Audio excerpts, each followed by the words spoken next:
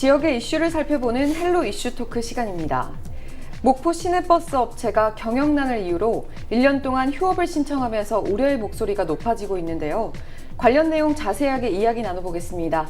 목포시 백동규 의원 그리고 정태관 전 목포문화연대 대표 스튜디오에 모셨습니다. 두 분 안녕하십니까? 네, 맞습니다. 안녕하세요. 네, 반갑습니다. 네, 먼저 정태관 전 대표님 네. 요즘 어떻게 지내고 계시는지 근황부터 얘기해 주실까요? 제가 이제 유달산 밑에 이제 북교동에 사는데요. 네.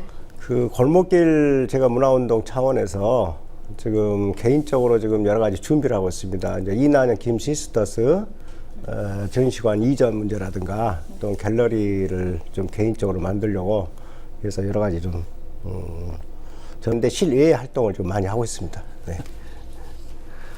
네, 여전히 활발한 활동 네. 펼치고 계신 것 같은데 네. 또 최근에 이 열린 자유발언 광장을 열어서 이 버스 휴업 사태와 관련해서 시민들과 좀 얘기하는 자리 만드셨잖아요. 네, 5월 3일과 이제 9일날 두 차례 했습니다. 열린 시민 광장은 시민 자유 발언이라는 주제 아래 했는데요. 예, 저희들이 갑자기 이렇게 이제 기획을 하게 된 것은 기존에 이제 그 우리 시민의 소리가 SNS를 통해서 많이 발달돼서 자유롭게 이제 표현을 하잖아요. 근데 우리 시민들이 보이지 않는 얼굴 정해서 SNS를 하다 보니까 좀 단어상에 좀 오해도 소지 있고 그래서 정말 이런 사회적인 이슈 문제, 목포시의 이런 문제들을 시민들의 이야기를 좀 한번 만들어 내보자. 그래서 네. 저희들은 몇몇이 갑자기 뜻을 모아서 그냥 마당만 만들어 놓고 시민들이 자유발언을 할 수 있게끔 만드는 그런 첫 계기가 이렇게 됐습니다. 네. 네, 그럼 이 목포 시내버스 휴업과 관련해서 어떤 의견들이 나왔나요? 저도 이제 상상외로 이제 의견들이 다양하게 나왔는데, 첫 번째, 이제 우리 시민들 볼모를 잡고 있다. 여기에 대해서 굉장히 불쾌감을 많이 나타냈고, 두 번째는 위로 이제 공영제를 하자는 이야기가 굉장히 대부분 많이 줄을 이뤘어요. 그래서 네. 중공영제는 아직 나온 이야기가 거의 없는데, 공영제가 많이 나와서, 우리 시민들이 의외로 이 공영제에 대한 그 메리트를 갖고 있거나 그렇게 생각을 좀 해봤습니다. 네. 네, 이 목포 시내버스 업체가 경영난을 겪는다는 이유로 이제 1년 동안 또 휴업을 신청을 한 건데 좀 네. 이례적이라는 생각이 들거든요. 그동안 목포 시내버스 어떻게 운영이 되었습니까? 그렇죠. 56년 동안 목포의 향토 기업으로 이렇게 자리매김을 하고 있었는데 이렇게 휴업까지 고민을 했던 것은 처음인 걸로 알고 있습니다. 네. 2020년도 2월 달에 하루 불시적인 파업을 했었던 경험이 있지만 이렇게 휴업을 계획한 건 처음인 걸로 알고 있고 지금까지 시민들의 발을 또는 취약계층 다양한 또 교통약자들이 이동을 위해서 버스가 그렇게 운영이 되었었는데 이 시민의 발을 볼모로 해서 이런 휴업과 관련된 신청을 한 것은 굉장히 납득할 수 없고 또 다른 꼼수가 있지 않겠는가 이런 우려가 좀 있습니다. 네, 목포 시내버스가 어떻게 운영이 되었는지에 대해서도 좀 설명 부탁드릴게요. 네. 지금 일반 버스가 15대,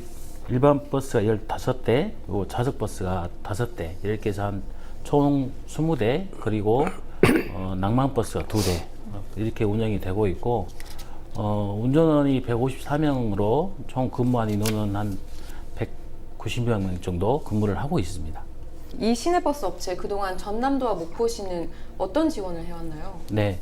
전라도에서는 매년 적자 노선과 관련된 지원을 하기 위해서 용역을 하고 있습니다. 그래서 태원 유진역에게는 2020년도만 해도 25억 원 정도 적자 노선의 운영과 관련된 보조금을 지원했고 또 공공광화라는 명목으로 임금 인상분에 대한 내용 그것도 한 25억 정도 그래서 총 50여 원 정도의 예산 지원을 했고 그 외에 저상버스 구입 및 운영비, 교통카드 할인 및 환승 보전에 관련된 부분만 해도 35억 정도 그래서 한 2020년도만 해도 85억 정도 재정 지원을 했습니다. 네, 의원님이 1년 동안의 휴업 결정이 6월에 있을 3회 추경을 앞둔 상황에서 이 지원금 증액을 위한 꼼수가 아니냐 이런 의견이 있는데 네. 이 부분 어떻게 보시나요? 유달 경기장이 당초 계획보다도 한 3.5배 정도 더 높게 매각이 됐습니다. 네.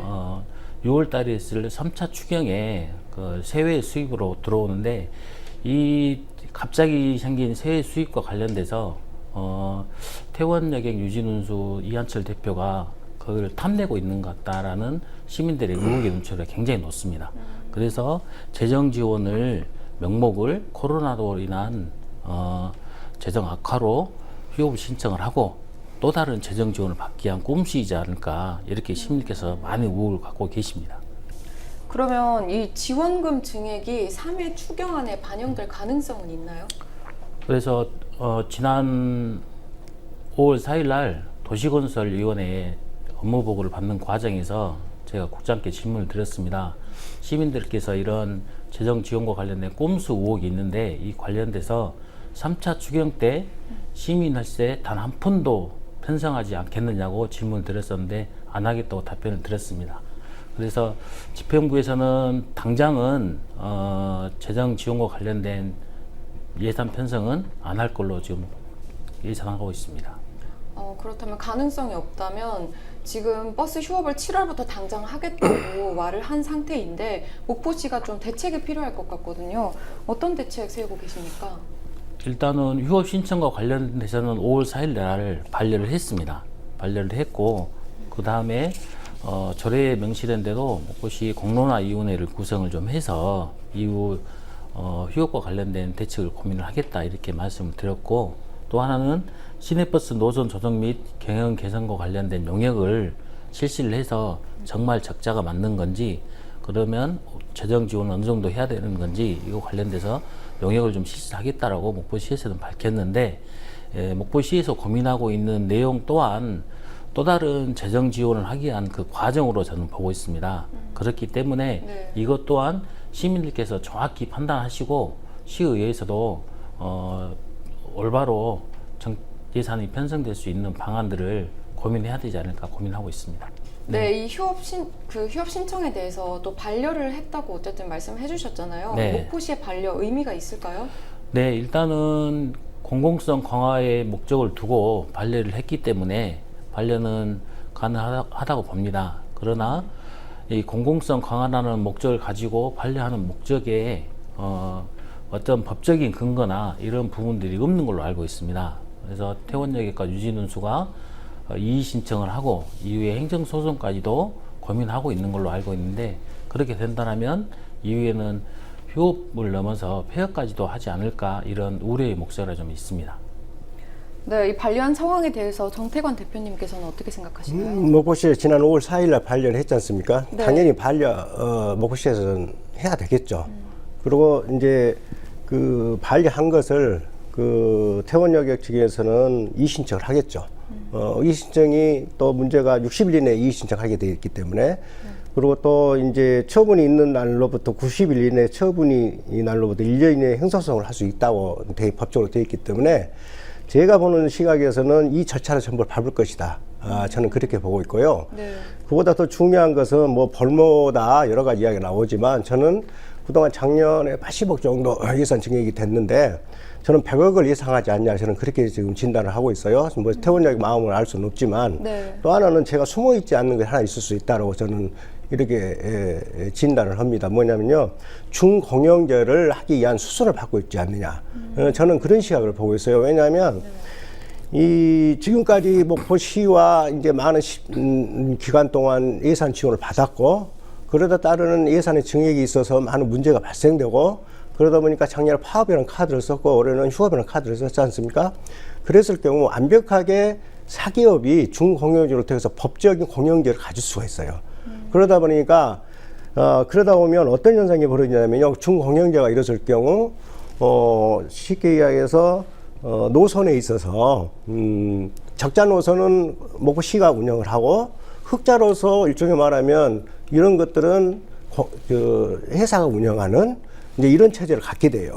그러다 보니까 어떤 현상이 벌어지냐면 정말 깨진 그 웅덩이에 물 붓기식으로 정말 이건 감당할 수 없을 정도로 갑니다. 한 예를 들면 광주시나 서울시가 지금 중공영제를 하고 있어요. 네. 그래서 작년 같은 경우에도 광주시 같은 경우에는 그 기사들 의료 착복 이런 문제가 돼가지고 굉장히 사회적 이슈가 됐었습니다. 그러다 보니까 중경영제 하다 보면 공영제라는 용어가 뒤에 붙다 보니까 네. 이건 정말 법적인 보이지 않는 사기업을 배불리 해주는 이런 형향이 벌어질 수밖에 없습니다.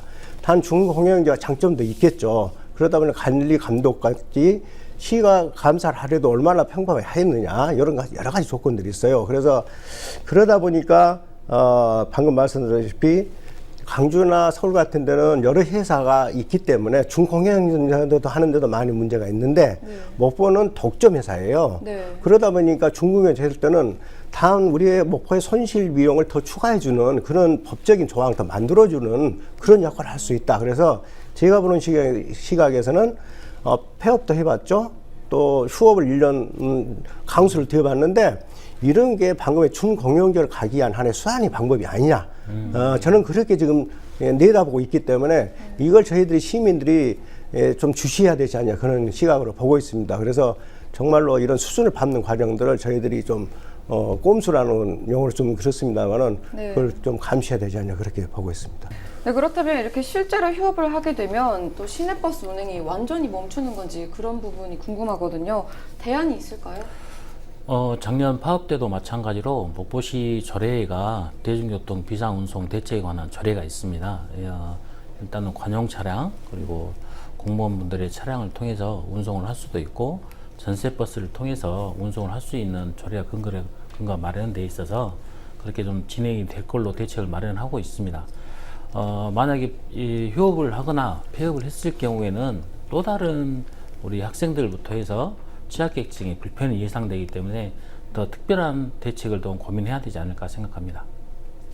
네, 방금 이 학생들도 많은 불편을 겪을 것 같다 이런 말씀을 해주셨는데 이제 대표님께서는 시민들의 의견을 많이 듣지 않습니까? 네네. 학생들의 목소리는 좀 어떻습니까? 학생들은 저희들이 발언을 해보기에는 대학생도 나와서 발언을 해보기도 했는데 네. 이제 어린 이제 중고등학생들은 나오기 쉽지 않았어요. 단 이제 학부형들이 대부분 이제 그런 불만을 나타내죠. 이제 사실은 그 코로나도 있지만 요즘은 자동차가 발달돼서 이제 집에다 학생들이 학교까지 태워다 주는 이런 현상이기 때문에 이제 회사가 많이 이제 어려울 수도 있어요, 사실은. 그런데 그렇다고 해서 지금 많은 소외계층들이라든가 우리 학생들이 이 발목이 잡히는 데서는 절대 안 된다고 보고요.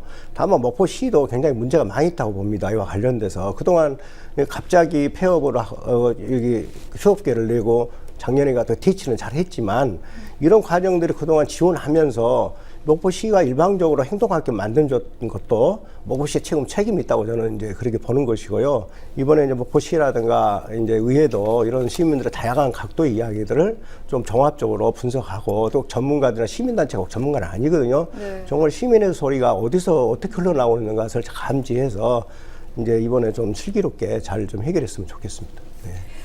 네, 정말 시민들의 이 우려의 목소리가 높은 것 같은데요. 근본적인 해결책이 필요하다는 생각이 들거든요.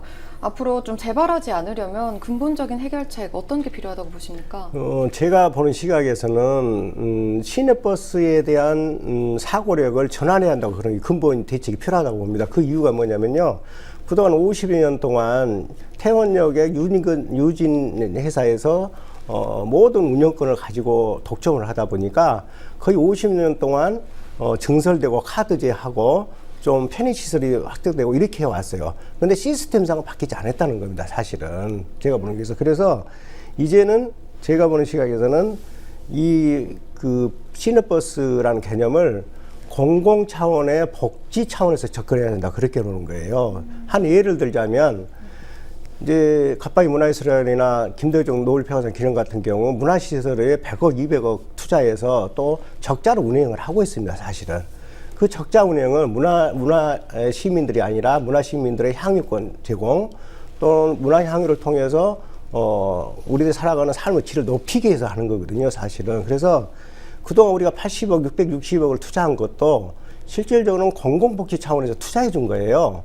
왜냐하면 서민들의 문제도 있지만 서민들이 바로 웃기면 안 되잖아요. 그래서 하나 이런 것들을 시내버스 서비스라는 걸 떠나서 복지 차원에서 접근해라.